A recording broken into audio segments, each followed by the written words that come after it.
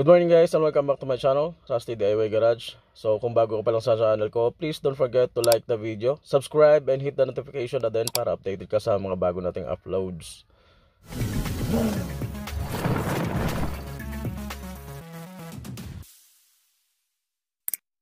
So for today guys, ang i-share ko sa inyo kung paano mag-diagnose ng maingay na engine bay.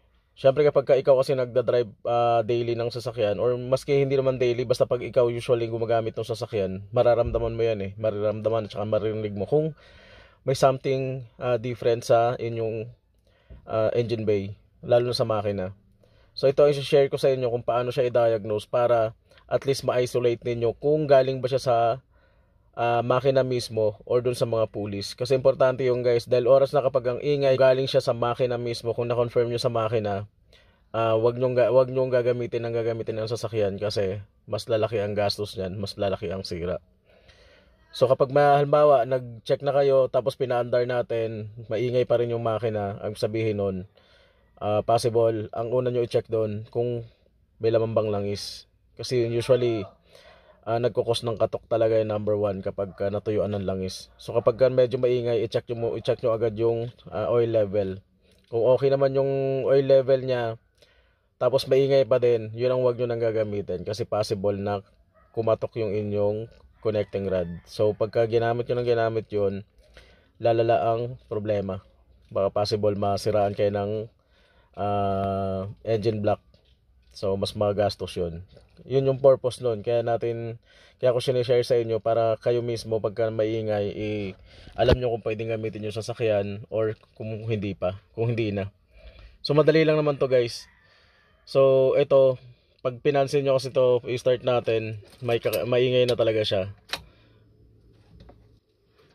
Start natin. Yan. Tahimik kasi makina nito guys. Ngayon medyo siya, maingay. Parang may kakaibang tunog talaga. So yun yung i-check natin. Pupunta tayo sa engine. Papakita ko sa inyo kung ano yung gagawin pagtanggal, tsaka kung paano natin gagawin after nyo matanggal. Doon tayo sa engine bay. So usually guys, pag pinaandar natin to at narinig nyo yung ingay, hindi nyo malalaman kung talaga kung saan. Hindi nyo malalaman kung sa belt or dito ba galing, unless yung squeaking sound sa belt yun. Pero kapag wala naman siyang squeaking sound, usually nanggagaling yun sa belt o kaya, sa pulley o kaya dito. So ito kasi pag hindi ko na paandarin kasi maingay, pero pag pinaandar mo actually ito, hindi mo talaga malalaman kung nasaan galing yung ingay. So ang pinakauna yung gagawin doon guys, tanggalin nyo yung belt. So ang pagtanggal nito napakadali lang naman. Usually depende sa model ha, pero usually yung adjuster nito nasa alternator nakakabit. Ito sa BIOS at saka sa Avanza nasa alternator. Depende na lang kung saan nakapwesto yung alternator. So yun, luluwagan nyo lang to. Ito sa BIOS, sa Avanza ito. Tapos may 14mm sa ilalim. Same din yan sa BIOS, ganun din yan.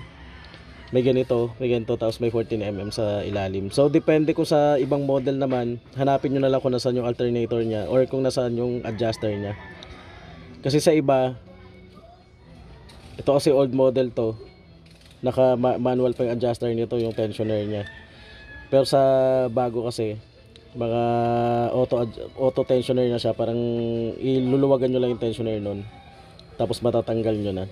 So ito sa manual, ito sa alternator sa mga lumang model. Sa mga bago nga kasi naka auto na to, auto adjust na yan, luluwagan nyo lang yan. So ayun, tapos ang lagi kong sinasabi, picturean nyo yung itsura ng belt. Pag binalik nyo, hindi kayo magkamali. Kasi oras na mali yung kabit nyo, hindi andar yan. O kaya, ayusin nyo rin na tama yung pagkakabit nyo. Kasi pag hindi yan lumapat dun sa tama, mapupunit yung belt ninyo, sayang. So yun, ang gagawin natin, tatanggalin ko muna, luluwagan. Then saka natin i-start yung engine kung tumahimik ba siya. So yun guys, naluwagan na natin yung belt. Actually hindi nyo naman kailangan tanggalin ng buo yung belt. Ang kailangan nyo tanggalan ng belt is yung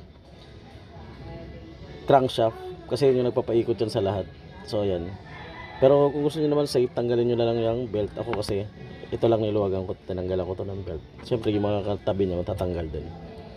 So ito pala isa sa tip, baka makalimutan nyo, para hindi na kayo mag-adjust nito before nyo luwagan. Sa mga manual to before nyo luwagan, guhitan nyo na kung saan yung magkatapat dun sa lock. Halimbawa ito yung lock, kung saan ito nakatapat, nung bago nyo luwagan, guhitan nyo na, katulad nito may puti, tapos may puti. Yun, ang sabihin, nung tinanggal ko yan, dyan siya magkatapat. So ang gagawin ko dyan, pag binalik ko yung belt, dyan ko lang siya ihigpitan. Hanggang dyan lang. Unless medyo maluwag na yung belt nyo, adjust nyo lang ng konti. Pero at least, maibalik nyo sa dati. Kasi kung wala namang problema, yung hindi naman maingay talaga yung belt nyo, sakto lang yan. So yun. So ang gagawin natin guys, i-start natin yung makina. Yun, para makita natin kung yung ingay ba is nanggagaling sa makina or dito sa side na to, sa mga belt, sa pulleys. So i-start muna natin, tapos pakinggan natin ulit kung maingay pa rin ba. So yun guys, naka-start na siya. Nag-normalize yung tunog ng makina. Ang sabihin, safe yung makina natin. Pero kung pag-start nyo, nandun pa rin yung tunog na parang bakal, lalo na parang nagkikiskis ang bakal, ipacheck nyo na agad kasi delikado yun. Delikado sa makina. So kapag ganito na tumahimik na siya, magpo-proceed tayo dun sa pangalawa, which is i-check natin lahat ng pulleys kung alin yung may problema ang bearing. So turn off ko muna, tapos mag-check na ako ng pulley. So yun guys, basic lang naman to. Ang gagawin nyo lang dyan, lahat ng pulley, yun yung dinadaanan ng belt, ikutin nyo lang maliban sa crankshaft kasi hindi nyo may ikot yan. Yan ang nagpapaikot ng lahat. Dito nang gagaling ang power niyan. So hindi nyo maiikot yan. Pero the rest may ikot nyo yan. So ang gagawin nyo lang dyan, ikutin nyo lang itong mga pulley na to. Yan. Kung medyo malakas na umikot, kung halimbawa, kung kaya nyo paikutin ng ano, tapos tumutunog, hanapin nyo yung mga tumutunog. Ngayon kung wala talaga, pakiramdaman nyo lang, kahit ganyan nakadikit yung isa nyong daliri, tapos pihitin nyo to. Kasi pag may sira na ang bearing yan, kahit pag naaganyan lang yan, pag inikot mo to, mararamdaman mo na yung gaspang yan. So ito rin to alternator, makinis naman, smooth. Next natin yung water pump. Hawakan nyo lang yung part ng water pump, tapos saka nyo ikutin. O kaya pwede naman yan, ganyanin na lang, pakiramdaman nyo. Kung may isang taga-ikot, pwede. Yan. Tulad yan. Smooth. So, lipat tayo sa dito sa ating power steering. Kung applicable to sa mga sasakyan ninyo, power steering. Yan. So, ito is smooth. Yan. Tahimik naman. Tsaka wala ka magagaramang gaspang. Next is yung compressor natin. So ayan. Ayan. Compressor. Ayan. Compressor nasa baba. Ayan. Tahimik din. So walang problema yan. So ang next natin is yung tensioner na manual. Check natin to kung maingay ba ito yung tensioner nito. Ayan. Narinig nyo guys. Ayan o. Ayan. So yun, confirm natin na ito ang maingay. Kasi ito yung ayan, pag inikot natin. Ayan, tumutunog na. Hindi dapat kasi tumutunog yan. Parang katulad, ganito lang yan. Ayan, smooth na smooth yung ikot. Ito may ano na. Ayan o. Ewan ko kung narinig sa video, pero yan, maingay na siya. So gagawin lang natin dyan. Kasi sa mga ganitong type guys sa Avanza, napapalitan actually yung bearing nito lang. Pwede napapalitan ng buo kasama na yung bearing. Pero kung gusto niyo naman, pwedeng bearing lang kung gusto niyo makamura. Yun, ganun lang siya kasimple guys. Pag diagnose yan. After nyo mapalitan nito, yun, balik nyo na yung belt. Hindi ko na ipapakita kasi ganun din naman. Balik nyo lang yung belt. Tapos yun, yung higpit nga rito, sakto lang yan. So ganun lang, napakadali niya mag-diagnose. Pero ang mahalaga ron is na-isolate nyo yung issue kung makina ba or sa mga bearing, sa pulley sa bearing ng pulley. Kasi importante yan eh. Lalo na pag nandito galing ang makina. Sabi sa inyo, pag oras na itong maingay na, langis muna. Check nyo yung langis dipstick. Pag okay ang oil level, huwag nyo nang gamitin. Kasi pag tinuloy-tuloy nyo yan, babaluktot ang conrad niyan, madadamay ang valve. Pag nasobrahan pa, tumapon ang connecting rod, putol, basag ang inyong engine block. So ganun yun.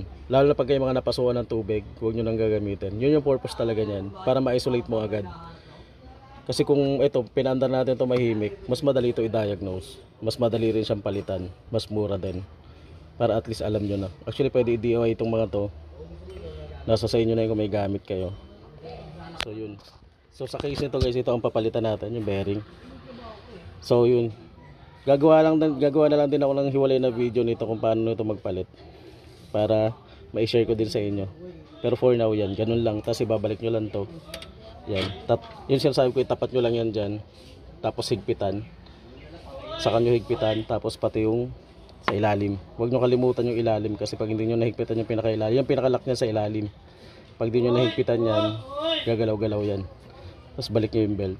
Balik nyo muna yung belt, tapos saka nyo higpitan pala. So yun lang guys, maraming salamat, and subscribe, hit the notification bell. God bless.